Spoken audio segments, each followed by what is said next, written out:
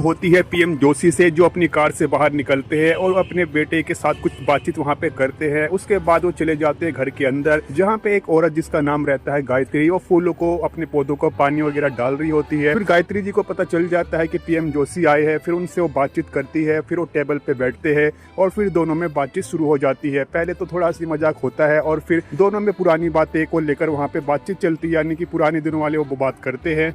उसके बाद बात करते करते पॉलिटिकल वाली बातें भी वहाँ पे छिड़ जाती है और थोड़ा हंसी मजाक उनके बीच में चलता है पुरानी बातों को लेकर। और फिर वो बताते हैं कि फिर उन दोनों के बीच में पॉलिटिकल वाली बातें शुरू हो जाती है, रानी भारती को लेकर वगैरह वगैरह, किस तरह से मतलब क्या चल रहा है। फिर पीएम जोशी गायत्री जी को कहते भी है कि अब 4 साल तो खत्म हो ही चुके हैं, 1 साल बचा हुआ है, चलिए हमारे साथ मतलब कि पीएम हाउस में रहिएगा। लेकिन वो हंसकर कहती है कि मतलब कि 1 साल आप क्यों कह रहे हो। तो फिर वो बताते किस तरह से मतलब पार्टी में मतलब कि सबको समर्थन वगैरह हट रहा है, सब कुछ ये साथ छोड़ रहे हैं।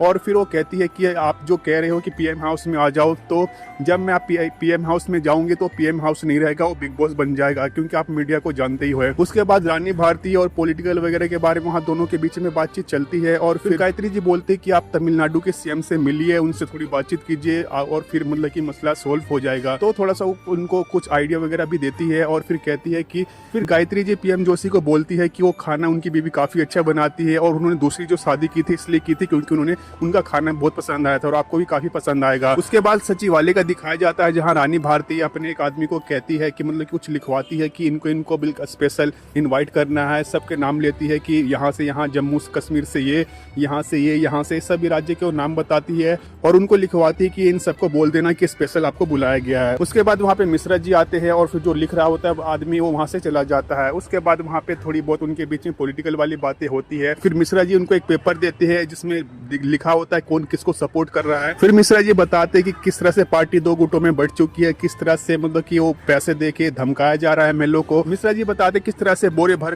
के पैसे दिए जा रहे हैं एमएलए को, भड़काया जा रहा है, धमकाया जा रहा है और प्रेशर डाला जा रहा है कि जयप्रकाश भारती को सीएम बनाया जाए। लेकिन ये सब बिल्कुल धोखा हो रहा है और बिल्कुल दबाव में ये सब हुआ जा रहा है। रानी भारती पूछती भी है कि दूसरा ऑप्शन क्या है और जो एमएलए असल में क्या चाहते हैं। फिर मिश्रा जी बिना अपना नाम लिए हुए रानी भारती को बोलते हैं कि आपसे अच्छा कौन जान सकता है। उसके बाद देखने को मिलता है कि रानी भारती अपनी कुर्सी पे बैठी रहती है और सामने उसकी बेटी रोशनी भारती रहती है, जो कि चाय पी रही होती है। और फिर पार्टी में किस तरह से क्या हो रहा है उसके बारे में वहाँ पे बातचीत चलती है।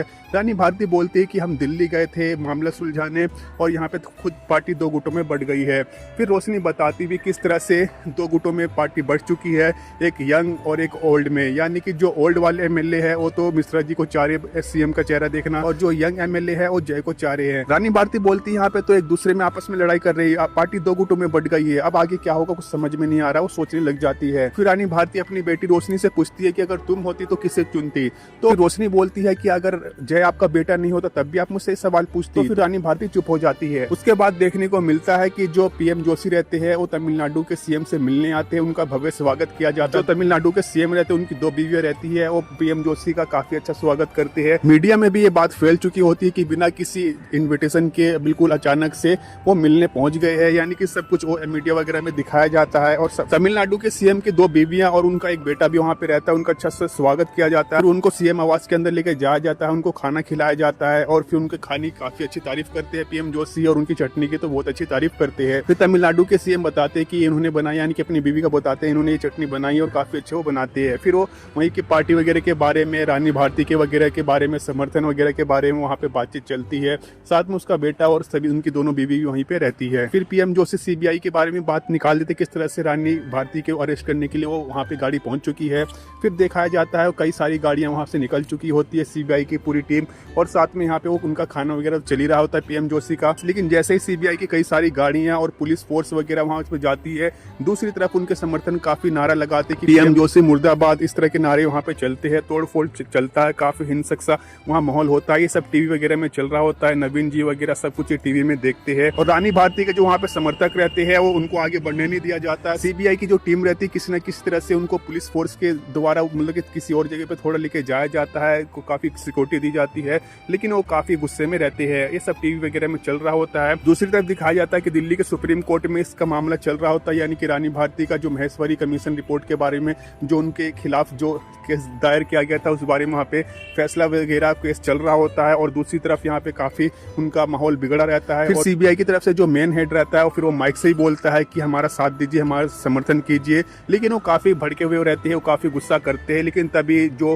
कार गिफ्ट करा होता है जय के दोस्त ने, उसी कार से जय आता है और बिल्कुल रौब दिखाता है। फिर वो कार से उतरता है और रानी भारती ये सब टीवी में देख रही होती है और फिर वो काफ़ी गुस्से में दिखता है जो रहता है उसका बेटा जय। उसके बाद वो वहाँ पे दूसरी तरफ केस तो वहाँ पे चल ही रहा होता है, किस तरह से सबूत वगैरह दिखाए जाते, कमीशन रिपोर्ट वगैरह, वहाँ पे कावेरी जी मौजूद रहते हैं और दूसरी तरफ यहाँ पे वही वाला गर्म माहौल रहता है। फिर जय एक पुलिस वाले का पिस्तौल लेता है और फिर एक पिस्तौल लेता है, रेखा खींचता है और सीबीआई की टीम को कहता है कि ये जयप्रकाश रेखा है, इसके आगे बढ़ने की कोशिश मत कीजिएगा, अगर बढ़ जाते हैं तो अंजाम बहुत बुरा होने वाला है, आप तो आगे बढ़ जाइएगा। जय बताता है कि इसके बाद आपको पता है क्या होगा, हिंसक होगा और काफी मतलब जानते हो, और फिर न्यूज में ये चलेगा कि हिंसक फैलाया गया, यानी कि भड़काया गया लोगों को और काफी उत्साह के यहाँ पे दंगे करवाए गए और दंगे में सीबीआई की टीम मारी गई।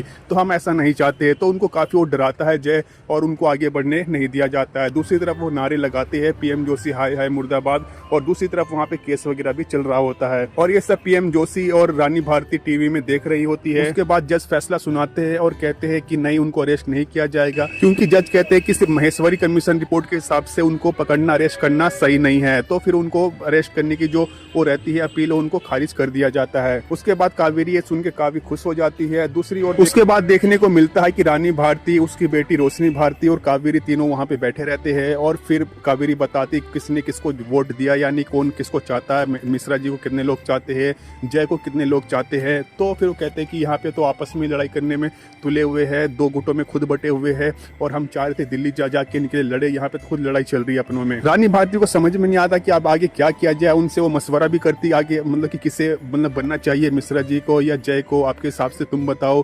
तो वो भी मतलब कि ठीक से जवाब नहीं देती। फिर कावेरी जी बोलती है कि जय तो मतलब कि उसके काम करने का ढंग थोड़ा सा अलग है जो कि लोगों को पसंद नहीं आएगा, वो मतलब सीधे आप जानते हैं कि किस तरह से वो काम करता है। रोशनी भी कावेरी का साथ देती है और कहती कि हाँ, उनका काम करने का ढंग थोड़ा सा अलग है, तो मतलब ठीक ठाक नहीं है, वो कानूनी तरीके से नहीं चलता जय।